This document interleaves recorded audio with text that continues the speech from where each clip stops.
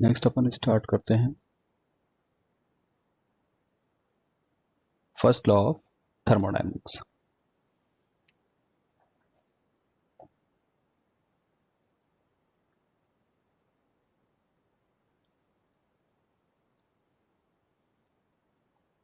ठीक है,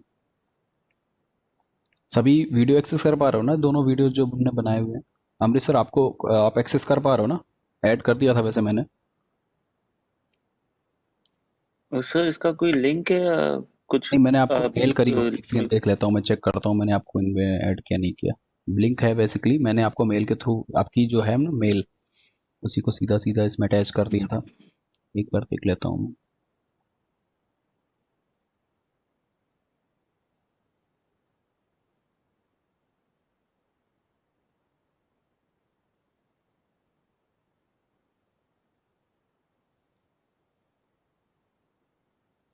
वैसे ये जो थर्मल के वीडियोस आपको स्क्रीन शेयर हो रही है, सभी को दिखाई दे रहे होंगे। ठीक है, ये आपके थर्मल के वीडियोस हैं सारे के सारे। ठीक है, ये स्टार्टिंग से जो basic thermodynamics, first law, second law, third lecture, fifth lecture से सिक्स लेक्चर।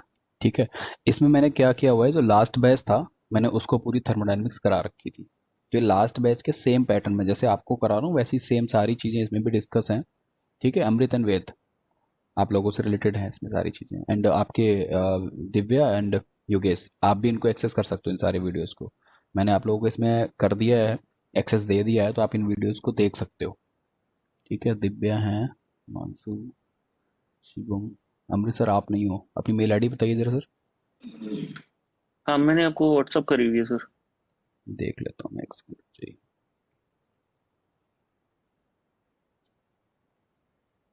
फिर भी आप बता दीजिए अगर हो सके तो एक बार। सर इसमें मेरा भी नहीं है सर। ऐसे आर स्वरूप। एक सेकंड, मिल गई। नहीं के रखा मैंने डब्ल्यू आपको। पी स्वरूप WP। अमृत AMRAT अमृत। डब्ल्यू आ गया, डब्ल्यू पी आ गया बीच में। स्वरूप सिंगल पी, हाँ जी। स्वरूप @gmail। स्वरूप अमृत @gmail। gmail.com। ठीक है, आपके पास मेल आएगी। ठीक है, ये सारे के सारे वीडियोज आप आगे की भी एक्सेस कर पाओगे। ठीक है sir, thank you. Yogesh, yes sir. तो मैंने नहीं कर रखा, इसमें कर ये तो आ रखा गया है। सर। फिर से कर दूं, ये लो।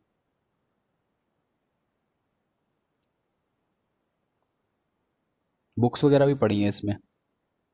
ठीक है, ये थर्मल की आर के राजपूत भी पढ़ी है, पीके नाग भी पढ़ी हुई है। पीके नाग को प्रेफर मत करना कभी भी, मैं इससे करा रहा हूँ आपको आर के राजपूत से। आर के राजपूत ही करना। दिव्य आपको भी मैंने इसमें कर दिया था वैसे शायद, देख लेता हूँ, मैं चेक कर लेता हाँ सर है। हूँ। ठीक है,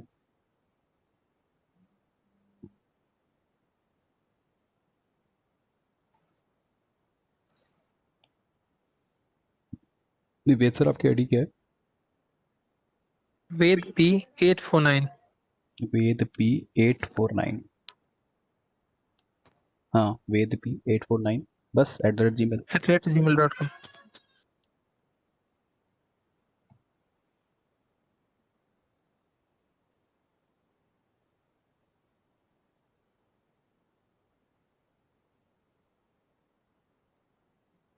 ठीक है, इसमें क्या होगा कि थर्मल के सारे सब वीडियोस इसमें आपके पड़े हुए हैं।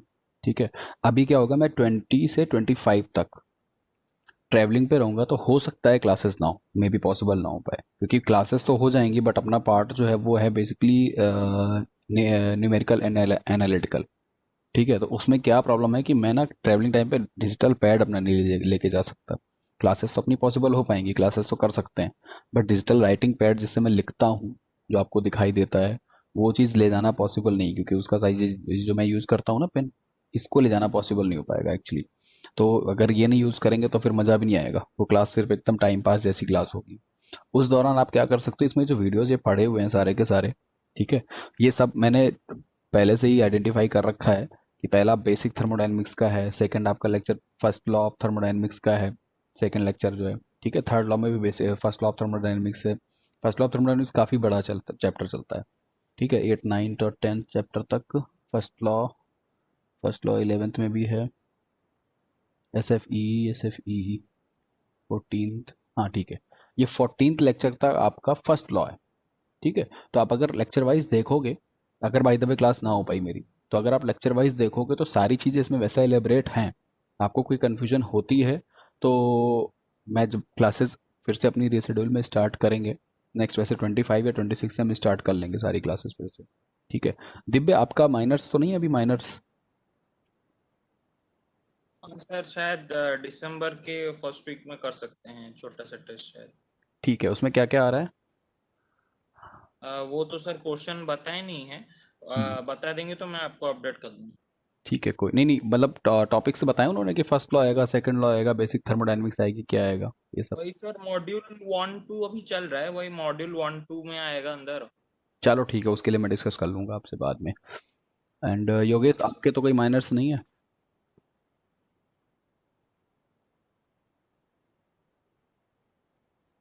योगेश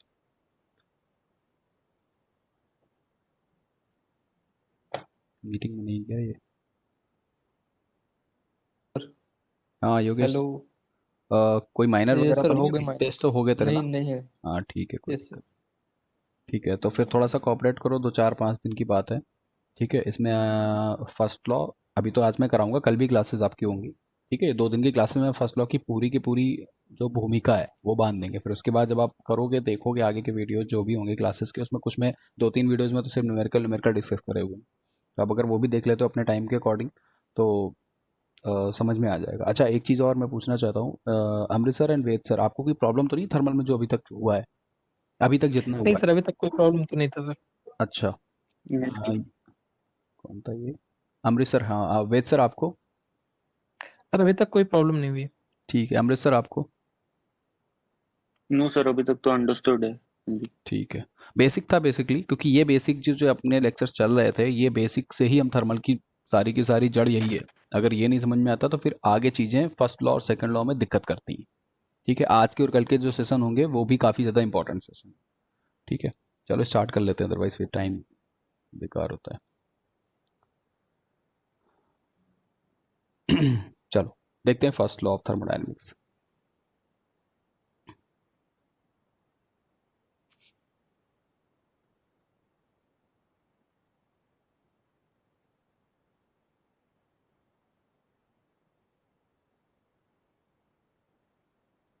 ठीक है, क्या होता है फर्स्ट लॉ ऑफ थर्मोडायनेमिक्स, किसी को है आइडिया?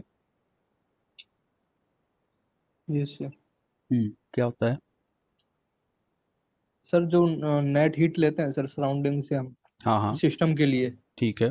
सो सर जो जो वो इक्वल होता है कि सर जो नेटवर्क हमने किया है हम्म। और वो सर सिस्टम ने और वो ही सराउंडिंग को दे दिया जाता है सर वापस, बस। ठीक है, सिंपल सी इसकी डेफिनेशन है फर्स्ट लॉ ऑफ की। एक भाषा में सर एक और था। हाँ बताओ बताओ अपनी एक और था भाषा सर में जो बताओ। हाँ हाँ, हीट और वर्क सर कन्वर्टेबल होते हैं। बट ठीक है। सर जो हमारा इसके बीच में जो एनर्जी का सर जो इंटरेक्शन होता है ना सर, वो हाँ कांस्टेंट होता है, बस। ठीक सिंपल। है, समझ गए। मतलब जितनी एनर्जी आप दोगे वो वर्क डन के इक्वल हो जाएगी, या फिर हाँ, रिमेन्स कांस्टेंट रहेगी सर इसके बीच में, बस। ठीक है। Basically law of conservation of energy आपको सभी को पता है। क्या होता है law of conservation of energy? As the law of conservation energy, energy can never be created nor be destroyed, ठीक है।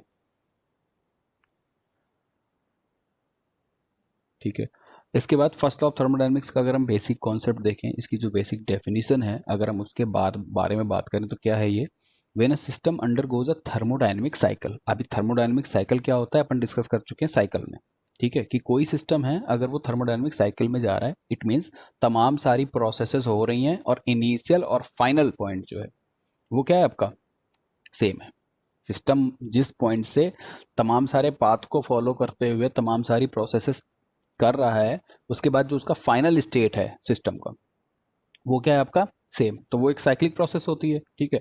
सो क्या बोल रहा है? When a system undergoes a thermodynamic cycle then the net heat supplied to the system एक system है जिसमें हम हीट सप्लाई कर रहे हैं to the system from the surrounding. अब अगर सिस्टम में हम सप्लाई कर रहे हैं इट मीन सराउंडिंग ही तो होगा जो आपको सिस्टम को हीट सप्लाई कर रहा होगा। सराउंडिंग में कोई भी हो सकता है, हम हो सकते हैं, एक्सटर्नल सोर्स ऑफ एनर्जी हो सकता है, कुछ भी हो सकता है, ठीक है। Is equal to the net work done by the system on its surroundings. ये इक्वल होगा कि सिस्टम ने कितना वर्क डन किया सराउंडिंग पे, ठीक है। एक वाइस वर्सा वाली चीज हो गई कि हमने कंसीडर कर लिया कि आपके पास में एक टीडी सिस्टम है, ठीक है। इस सिस्टम पे आपने हीट सप्लाई करी, ठीक है।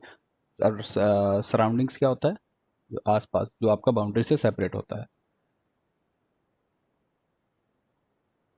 ठीक है। आपने कुछ हीट सप्लाई करी, ये हीट, ये जो सिस्टम है, अगर ये इंजन है तो ये इस हीट को कन्वर्ट कर देगा किस में, वर्क डन में। यानी हमको क्या मिल जाएगा बाहर, वर्क डन।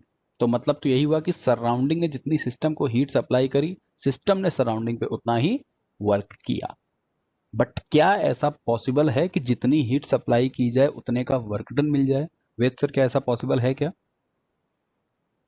सर ये पॉसिबल तो नहीं है, कभी भी बिकॉज possible हर नहीं। जगह कुछ कुछ ना कुछ लॉसेस तो आपके होते ही होते हैं, एग्जैक्टली exactly. ठीक है।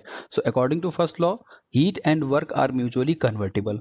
पहली बात तो सभी को पता है कि जो हीट है वो वर्क में कन्वर्ट कर सकते हैं म्यूचुअली, और वर्क को भी हीट में कन्वर्ट किया जा सकता है, ठीक है। सिंपल सा एग्जांपल, अगर वर्क को हीट में कन्वर्ट करने का बताएं तो जो प्रैक्टिकल एग्जांपल बुक में भी बताया गया है, सिंपल सा, सभी के यहाँ जो आपका दही से घी निकाला जाता है ना, ठीक है, दही को जमा करके उससे घी निकाला जाता है, तो वहां पर हम वर्क करते हैं, और जब आप उसको सेक करते हो पूरी तरीके से दही को, तो उसका जो बेसिकली क्या बोलते हैं उसको, क्रीम, क्रीम ऊपर आ जाती है, फिर क्रीम को गर्म करके फिर हम उससे घी वगैरह निकाल लेते हैं, देसी घी का प्रोसेस। तो इसमें हुआ क्या कि हमने दही को जब शेक किया पूरी तरीके से, ठीक है, तो उसमें हमने उस वर्क को कन्वर्ट कर दिया हीट में।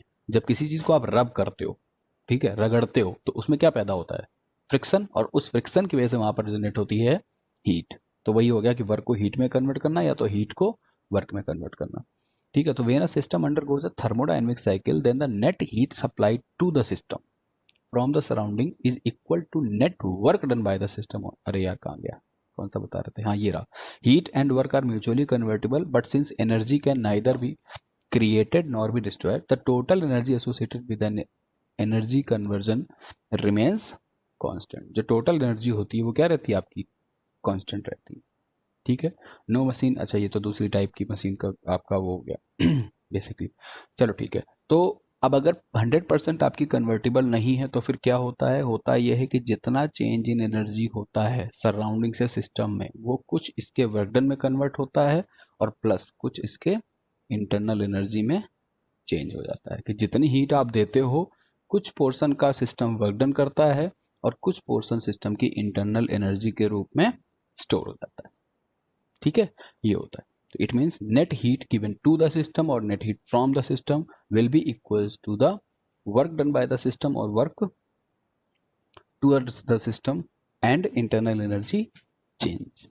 ओके, ये होता है आपका फर्स्ट लॉ ऑफ थर्मोडायनेमिक्स। आपको एक ही स्टेटमेंट याद रखना है, अगर आपका स्टेटमेंट आता है तो आप सिंपली ये वाला statement, heat and work are mutually convertible but since energy can neither be created nor be destroyed, the total energy associated with an energy conversion remains constant।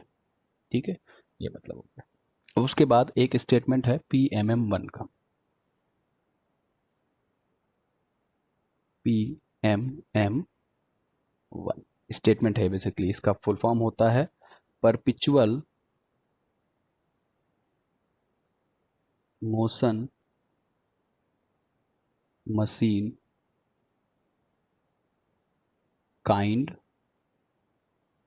First kind की perpetual motion machine. इसका मतलब क्या है, इसके statement से समझ में आएगा। क्या इसका स्टेटमेंट है, ध्यान से देखना, समझ में नहीं आता स्टेटमेंट जल्दी, ध्यान से सुनना क्या है। No machine can produce energy without corresponding expenditure of energy, ठीक है। That is it is impossible to construct a perpetual motion machine. Simple सी चीज है। एक और इसका स्टेटमेंट शायद दिया होगा इसमें, नहीं नहीं दिया, कोई बात नहीं, ठीक है। ये बेसिकली जो PMM1 टाइप का आपका स्टेटमेंट है, ये भी आपका आगे भी आएगा, ठीक है, उसमें और डिटेल में हम डिस्कस कर लेंगे। इनका कहने का मतलब ये है कि कोई भी मशीन ऐसी पॉसिबल नहीं है, ध्यान से देखना, कोई भी मशीन ऐसी पॉसिबल नहीं है जिसमें हम एनर्जी दें और वो पूरी की पूरी वर्क डन में कन्वर्ट हो जाए। या फिर सिंपल सा कि कोई भी मशीन ऐसी पॉसिबल नहीं है जो वर्क डन कर रही हो विदाउट एनी एनर्जी कंजम्पशन, कि किसी मशीन से हमको वर्क डन तो मिल रहा है लेकिन हमें कोई एनर्जी नहीं देनी पड़ रही सिस्टम को। क्या ऐसी कोई मशीन पॉसिबल है क्या? एक ऐसी मशीन मैंने आपसे बोला आप बनाइए कि जिसको बिना एनर्जी दिए वर्क डन ले लें, ऐसी कोई मशीन पॉसिबल है? No sir. या किसी ने कभी सुनी हो ऐसी कोई मशीन है? अच्छा, अब अगर मैंने आपको एक बोला कि एक मशीन आप डिजाइन करो, तो आपका अप्रोच क्या होगा? कि आपका अप्रोच तो यही होगा कि आप PMM1 टाइप की मशीन बनाएं, वो आपके लिए प्रॉफिटेबल है। क्या कि आप उसको एनर्जी ना दो लेकिन उससे आपको वर्क डन मिले। ठीक है, आपका अप्रोच होगा कि आप PMM1 टाइप मशीन बनाएं या फिर एक ऐसी मशीन बनाएं जो फर्स्ट लॉ ऑफ थर्मोडायनेमिक्स को फॉलो करती हो। ठीक है, प्रैक्टिस हमारी यही होगी, क्योंकि अगर ऐसी कोई मशीन है कि without taking any energy work done they रही है, इट मीन्स उसकी एफिशिएंसी कितनी हो गई? 100%। Without any input it's giving us, it's providing us output. Okay, so ये आपका फर्स्ट काइंड। या फिर दूसरा आपका इसी स्टेटमेंट, इसी में उल्टा भी स्टेटमेंट होता है क्या, कि मान लो आपकी कोई मशीन है, आपकी कोई मशीन है, आप इस पे वर्क डन कर रहे हो, मशीन तो कुछ भी हो सकती है ना, या थर्मोडायनेमिक सिस्टम है, कुछ भी, एक थर्मोडायनेमिक सिस्टम है या मशीन है जिसपे आप वर्क डन कर रहे हो। तो अगर वर्क डन कर रहे हो तो ये पूरा का पूरा वर्क डन कर रहे हो और उसके साथ साथ में आपकी एनर्जी इलेबरेट होगी, जाहिर सी बात है। और हम ऐसे कह रहे हैं कि वर्क डन करने पर भी आपकी कोई एनर्जी बाहर नहीं निकल रही है, ऐसा भी पॉसिबल नहीं है।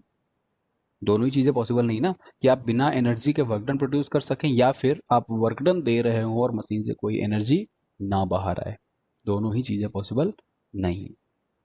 ठीक है, बट PMM1 के अकॉर्डिंग, PMM1 का इन्होंने यही स्टेटमेंट दिया, क्या बोला कि no machine can produce energy without corresponding expenditure of energy, it is impossible to construct a perpetual motion machine for the of the first kind. तो ये इम्पॉसिबल भी नहीं है कि हम फर्स्ट काइंड की मशीन को बना पाए।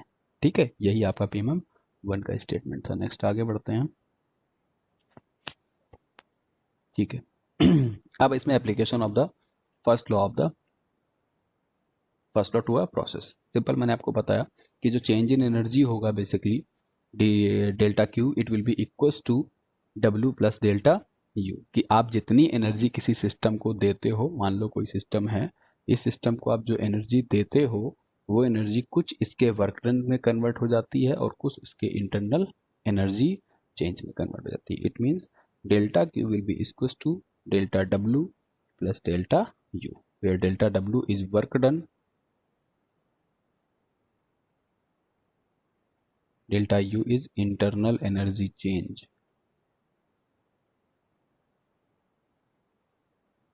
चेंज है ये सारे क्योंकि डेल्टा लगा रखा है। Q is heat transfer.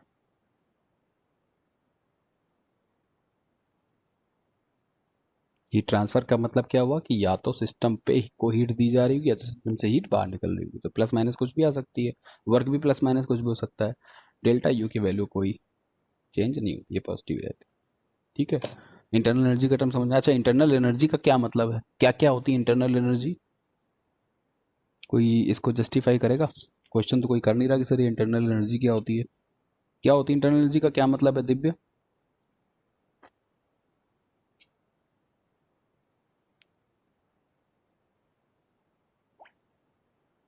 Sir जो अंदर से एनर्जी आए बॉडी के अंदर से, मतलब हाँ अपने दिव्य, मैं सिस्टम पार्टिकल्स जो मोशन में होते हैं। दिव्य हम यहाँ बात कर रहे हैं सिस्टम की, तो आप एग्जाम्पल भी सिस्टम को ही कंसीडर करो। ठीक है, तो जी अगर किसी थर्मोडायनेमिक सिस्टम की बात करी जाए तो थर्मोडायनेमिक सिस्टम के इंटरनल एनर्जी का क्या मतलब है? मतलब अपना काइनेटिक एनर्जी जो मूवमेंट कर रहे हैं अच्छा, आपने सिस्टम का। दिव्य दिव्य दिव्य कौन कौन सी एनर्जी के बारे में सुन रखा है? चलो, एक काइनेटिक एनर्जी हो गई, और मैकेनिकल एनर्जी मैकेनिकल एनर्जी हो गई, और क्या थर्मल एनर्जी, थर्मल एनर्जी हो गई, और यही सर, बाकी सब और भी बताई है सारे। मैंने आपको, बाकी सारी भी बताई हैं। इसलिए मैं बोल रहा हूँ, आप बोलते जाओ तो भूलोगे नहीं इस चीज़ को फिर आगे। और जो ज़्यादा नहीं हाँ बोलो। सर। केमिकल एनर्जी बताई मैंने, हाँ सर। हाँ सर। इलेक्ट्रिकल एनर्जी बताई मैंने, हाँ sir, electrical nuclear energy, energy हाँ। बताई मैंने, हाँ सर। फ्यूजन फिजन एनर्जी बताई मैंने। जी सर। ठीक है। तो ये सारी एनर्जी जो इन्वॉल्व होती हैं, जो माइनर एनर्जीज होती हैं, लाइक कि हमने किसी सिस्टम में काम किया और उसमें आपका क्या हुआ कि कुछ केमिकल चेंज आ गया, तो वो केमिकल चेंज हुआ तो हमारी हीट ट्रांसफर की वजह से ही ना, हमने जो हीट ट्रांसफर करी है सिस्टम में, हुआ तो उसी वजह से ना। तो वहां पर जो केमिकल चेंज आ गया, मतलब जो केमिकल एनर्जी के फॉर्म में एनर्जी स्टोर हो गई है सिस्टम के अंदर, वो सारी एनर्जी किस में आ जाएगी? इंटरनल एनर्जी में। कुछ फिजिकल प्रॉपर्टीज उसकी चेंज हो रही है, यस वहां सर। पर उस फिजिकल प्रॉपर्टी को चेंज करने में जितनी एनर्जी की रिक्वायरमेंट होगी वो भी किस में आ जाएगी? Internal energy. कुछ स्टेट चेंज में एनर्जी कंज्यूम हो रही है, तो उस स्टेट चेंज में भी जो एनर्जी कंज्यूम होगी उसको किस में आ जाएगी? Internal energy. सभी को क्लियर हो गया? ठीक है। तो कोई भी वर्ड थर्मल का हो, थर्मल में ये चीज हमेशा याद रखना कि थर्मल का एक एक वर्ड में अपने आप में बहुत बड़ी थ्योरी रखता है। एक वर्ड है आपको इसमें स्टडी। अभी स्टडी के बारे में आपसे पूछेंगे हम आपसे, और बड़े अचंभित वाले आपसे जवाब मिलेंगे, जबकि उसका मतलब कुछ अलग ही होता है। ठीक है। तो सारी चीजें डिस्कस कर लिया करो, ये थोड़ा सा ठीक रहता है, इसके बारे में भूलोगे नहीं। तो इंटरनल एनर्जी में समझ में आ गया कौन कौन सी एनर्जी, लाइक जो आपकी हिडन एनर्जी होती है जिनको हम सोच भी नहीं पाते हैं, इलेक्ट्रिकल लाइक में आपकी केमिकल एनर्जी हो गई, फिजन एनर्जी, फ्यूजन एनर्जी। ठीक है। स्टेट चेंज में जो एनर्जी का फॉर्म आया, लेटेंट हीट एनर्जी, ये सारी चीजें आपकी इंटरनल एनर्जी में आप इसको कंसीडर कर सकते हो। ठीक है। हाँ सर। नेक्स्ट है आपका एनर्जी या प्रॉपर्टी ऑफ सिस्टम, ये सब तो फालतू चीजें। हाँ, ये रहा। अब है आपका statement, perpetual motion machine of the first kind. ठीक है। हमने आपको स्टेटमेंट इसका बता दिया। क्या स्टेटमेंट था इसका? कि there can be no machine which would continuously supply mechanical work without some form of energy disappearing simultaneously। बात समझ में आई? कि कोई एनर्जी नहीं ले रहा है सिस्टम, म्यूट कर लो दिव्य, कोई एनर्जी सिस्टम नहीं ले रहा है बट उसके अलावा वो कॉन्टिन्यूसली वर्क प्रोड्यूस कर रहा है, ऐसी कोई मशीन पॉसिबल नहीं है। Such a fictitious machine is called a perpetual. But ऐसी कोई मशीन है तो उस मशीन को हम क्या कहेंगे? PMM one type. ठीक है। इसका स्टेटमेंट आता है, इसलिए मैं बोल रहा हूँ कि आगे अगर आप इंटरव्यू वगैरह में भी, आप अमृतसर एंड वेद सर, अगर आप कहीं इंटरव्यू वगैरह में भी जाते हैं तो ये सारे एकदम टेक्निकल क्वेश्चंस जो हैं हायर, उसके लिए तो बड़े जुबानी होते हैं कि फर्स्ट लॉ बताओ, फिर कोई ज़्यादा काबिल होगा तो आपसे पूछ देगा पीएमएम वन क्या होती है, और ज़्यादा काबिल होगा तो पीएमएम टू पूछ देगा। ठीक है। इसलिए मैं इंटरनल एनर्जी पूछ देगा क्या होता है, स्टडी स्टेट क्या होता है, सिस्टम क्या होता है, प्रोसेस क्या होता है, इन्हीं सब में अपनी काबिलियत दिखाता रहता है इंटरव्यूअर, क्योंकि इसके आगे की चीज़ें जो मेन होती हैं वो उसको नहीं आ रही होती हैं। ठीक है। तो क्या हो गया इसका स्टेटमेंट, पीएमएम वन का स्टेटमेंट? योगेश, स्टेटमेंट समझ में आ गया ना? क्या है statement? There can be no machine which would continuously supply mechanical work without some form of energy disappearing simultaneously. उल्टा भी इसका ही, मैं साइमल्टेनियसली का मतलब उल्टा ही। और अगर ऐसी कोई मशीन पॉसिबल है जिसमें हम वर्क डन कॉन्टिन्यूसली परफॉर्म कर रहे हैं लेकिन हमें एनर्जी नहीं देनी पड़ रही, तो उस पर्टिकुलर मशीन को आप क्या बोलोगे? Perpetual motion machine of the first kind. और जो ये मशीन पॉसिबल नहीं है, so it is a impossible machine. But हमारा प्रैक्टिस क्या होगा कि हम एक ऐसी मशीन बनाएं जो परपेचुअल मोशन मशीन को अप्रोच करे। ठीक है।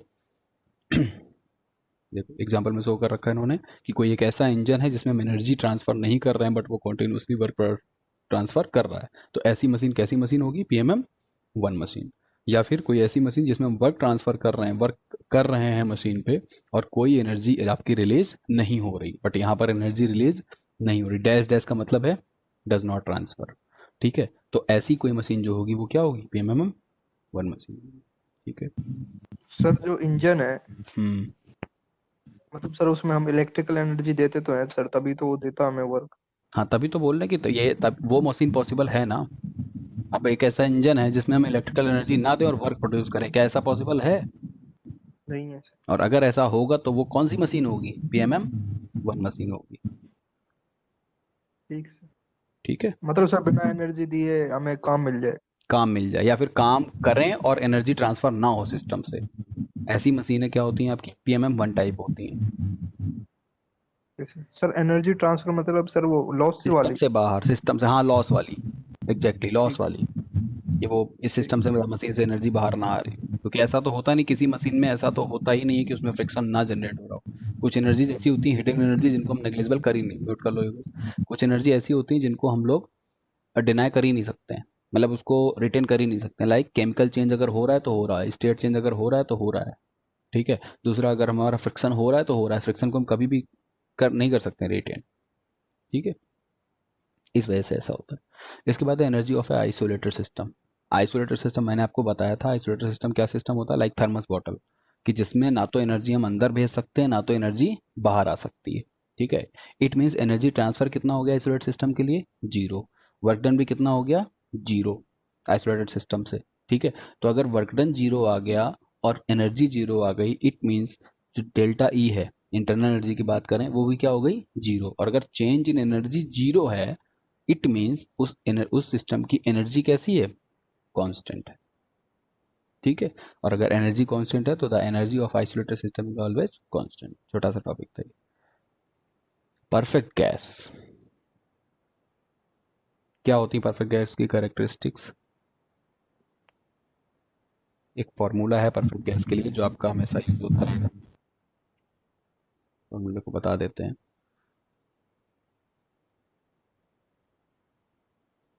इस फर्स्ट लॉ में आप इस फॉर्मूले के इर्द गिर्द घूमोगे,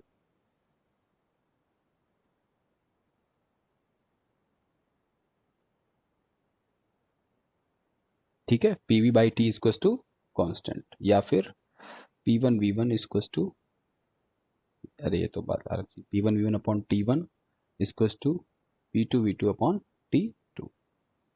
इसी फॉर्मूले के आपको इर्द गिर्द घूमना है, सारी प्रोसेसेस इसी फॉर्मूले के हिसाब से होती है। तो P V upon T equal to constant, और वो जो कॉन्स्टेंट होता है उसको रिप्रेजेंट करते हैं आर से। आर, आर क्या होता है, R is called the characteristic, ये इक्वेशन जो होती है PV by T equal to R, इसको बोलते हैं characteristic equation of a state of a perfect gas. R क्या होता है, R is called the gas constant. दो तरीके के कांस्टेंट आते हैं, एक आता है गैस कांस्टेंट, एक होता है यूनिवर्सल गैस कांस्टेंट, ठीक है। तो यहाँ पर जो आर यूज किया गया है ये वाला आपका कौन सा आर था, गैस कांस्टेंट वाला आर था, ठीक है। यहाँ पर जो वी यूज किया गया है ये आपका स्पेसिफिक वॉल्यूम था, ना कि वॉल्यूम था। पी आपका प्रेशर है, वी आपका स्पेसिफिक वॉल्यूम, ठीक है। अब स्पेसिफिक वॉल्यूम क्या होता है, स्पेसिफिक वॉल्यूम आपका होता है कैपिटल वी अपॉन एम। मतलब जब वॉल्यूम को मास से डिवाइड कर दो तो वो स्पेसिफिक हो जाता है, किसी भी प्रॉपर्टी को अगर मास से डिवाइड कर देते हो तो वो स्पेसिफिक प्रॉपर्टी हो जाती है, ठीक है। तो स्मॉल वी की जगह क्या रख दो आप, capital V by small M. Small M जब आप रखते हो, कहने का मतलब ये है कि P V equal to R T, where ये स्मॉल वी है, V equal to by M, P V upon M equal to R T. It means P equal to P V equal to M R T. यहाँ पर V volume है and small V क्या था, specific volume, ठीक है। ये सब फालतू की चीजें हैं। एक होता है आर, एक होता है आर नॉट। आर नॉट क्या होता है, आर नॉट आपका होता है, इसको बोलते हैं यूनिवर्सल गैस कांस्टेंट, ठीक है। यूनिवर्सल गैस कांस्टेंट जब आप रखते हो तो उस केस में आपका फॉर्मूला आता है P V equal to N R T. यहाँ पर आर जो होता है आर नॉट होता है, और इस आर नॉट की वैल्यू होती है 8314.3, ठीक है। हम डायरेक्टली यूज करेंगे, बताएंगे क्या क्या होता है इसमें। दो तीन तरीके की वैल्यूज होती है, एक होती है 8314 न्यूटन मीटर मोल पर केल्विन में, दूसरी होती है अप्रोक्सीमेटली 259 या 260 न्यूटन मीटर किलोग्राम पर केजी में। ये मोल थी, ये केजी। एक और होती है, ये होती है उसमें कैलोरी में, ठीक है। अप्रोक्सीमेटली 2 के इक्वल होती है। चलो ठीक है, फिलहाल मेन पार्ट पे आते हैं अपना वापस, वो फालतू की चीज़ें थी ये, इस पे आते हैं मेन पार्ट में। इसके बाद डिस्कस करते हैं स्पेसिफिक हीट।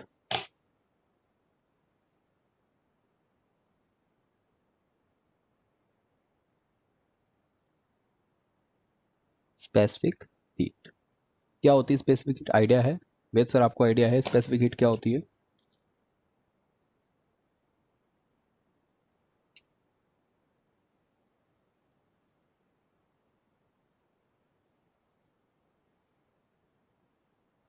दिव्य क्या होती है स्पेसिफिक हीट?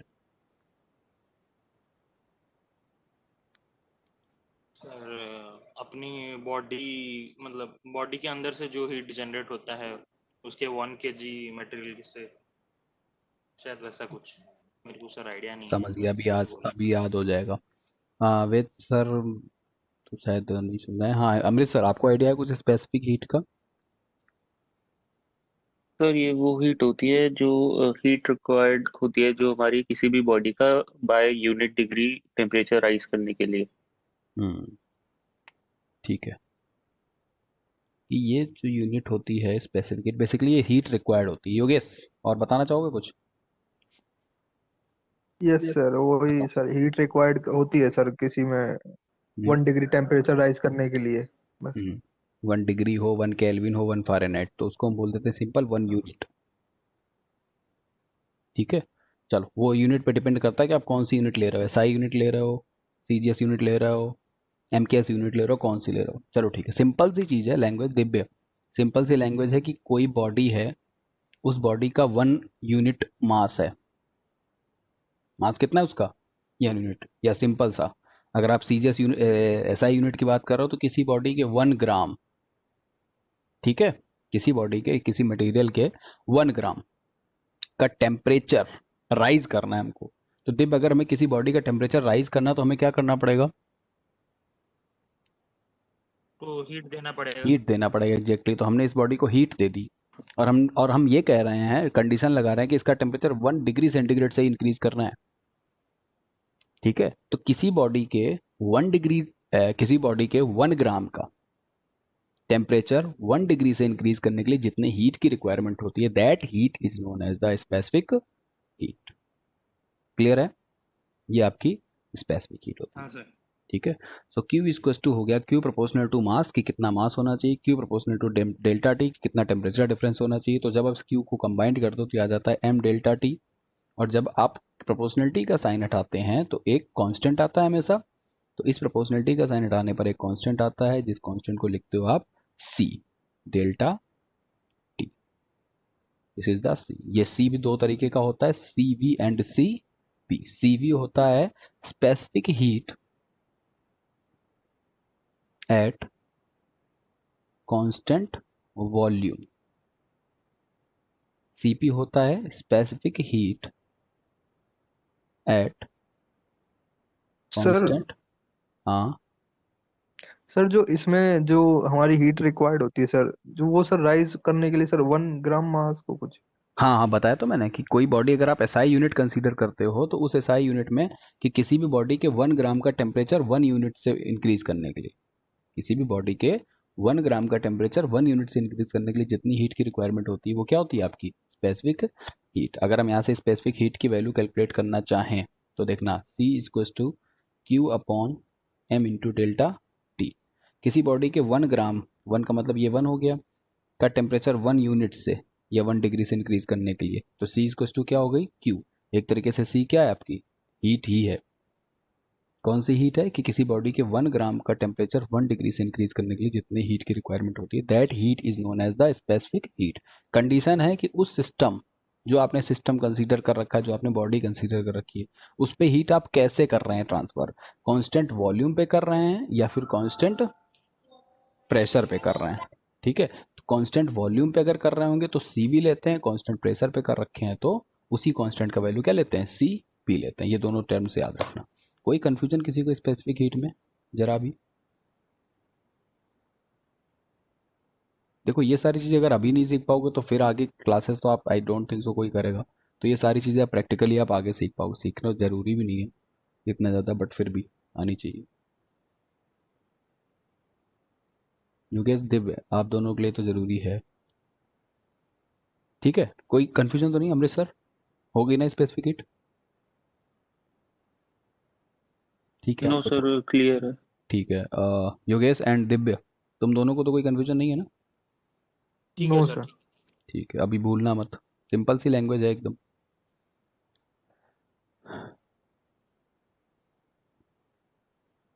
सिंपल सी लैंग्वेज लिखा था, specific heat of a solid और liquid is usually defined as the heat required to raise unit mass through 1 degree temperature.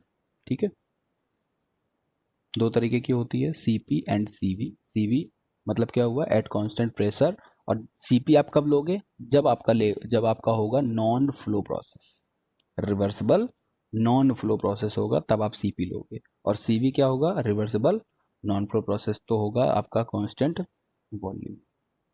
ठीक है,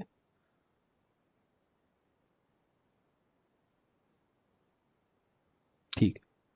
अब आता है नेक्स्ट जूल्स लॉ। क्या होता है जूल्स लॉ? बहुत छोटा सा स्टेटमेंट है इसका जूल्स लॉ को। जूल्स लॉ का स्टेटमेंट है कि delta T is a function of temperature, you is the function of temperature and you क्या होता है आपका इंटरनल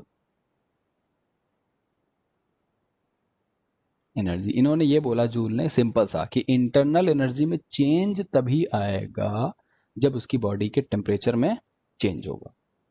ठीक है, इंटरनल एनर्जी सब सिर्फ तभी चेंज होती है जब बॉडी का टेम्परेचर चेंज होता है। बाकी कुछ भी चेंज होता रहो, वॉल्यूम, प्रेशर, कुछ भी चेंज होता रहो, उससे इंटरनल एनर्जी में चेंज नहीं आता है। ये जूल्स ने बोला था, सिंपल सा स्टेटमेंट है। ठीक है, तो इंटरनल एनर्जी, इसका स्टेटमेंट क्या था, internal energy is a function of temperature only. ठीक है, ये जो आपका लिखा हुआ है कि U होता है जो टेम्परेचर का ही फंक्शन होता है, कि अगर टेम्परेचर चेंज हो रहा होगा तो इंटरनल एनर्जी चेंज होगी, अदरवाइज इंटरनल एनर्जी चेंज नहीं होगी। ठीक है, internal energy of a perfect gas is a function of the absolute temperature only. ठीक है, अच्छा, इसकी अगर हमको वैल्यू फाइंड करनी हो तो कैसे फाइंड कर लोगे? ये तो कुछ नहीं, सिंपल सी है।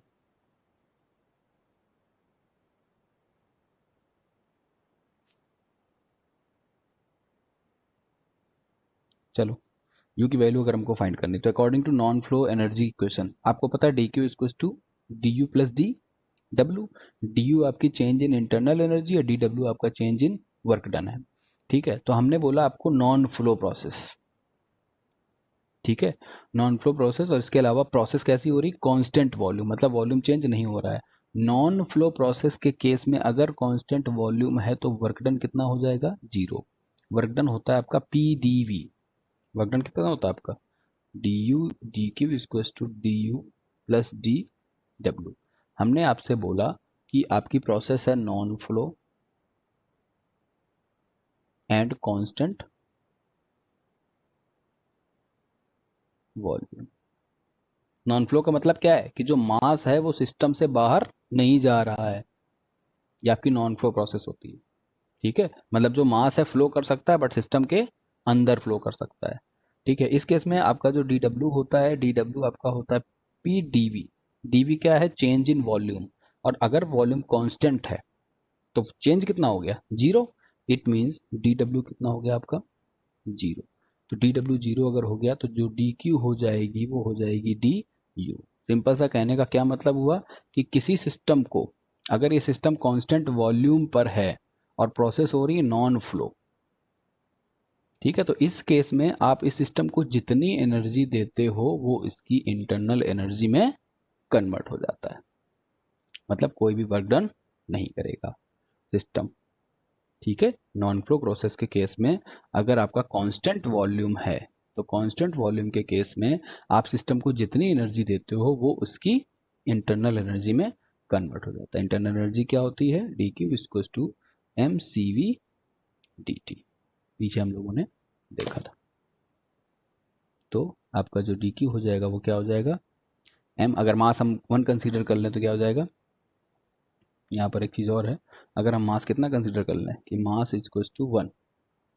अब अगर मास 1 कंसीडर करते हैं हम तो ये डी क्यू इक्वल्स टू हो जाएगा C V D T. Both side integration कर दो तो ये आ जाएगा Q equals to C V, नहीं डी क्यू नहीं डी यू है,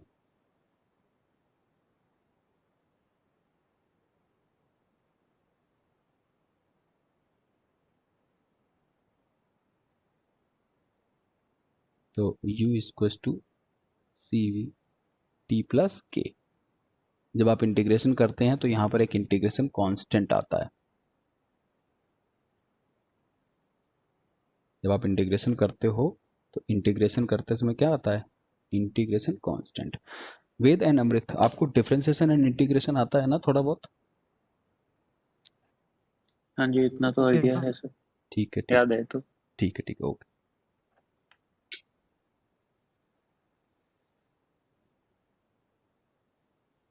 इसीलिए उन्होंने यहाँ पर लिखा है के being a constant it is an integration constant.